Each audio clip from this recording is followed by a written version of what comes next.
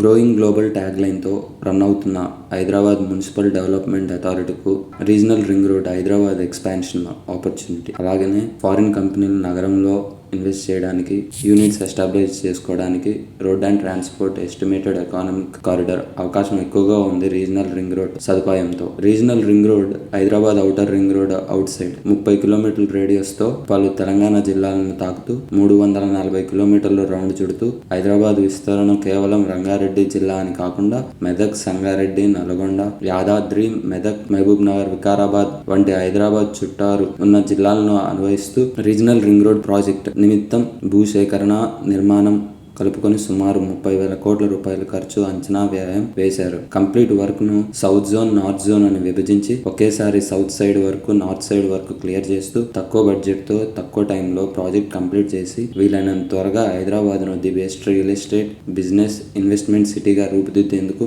అటు కేంద్ర ప్రభుత్వం, ఇటు తెలంగాణ రాష్ట్ర ప్రభుత్వం సిద్ధంగా, ఉత్సాహంగా ఉన్నారు.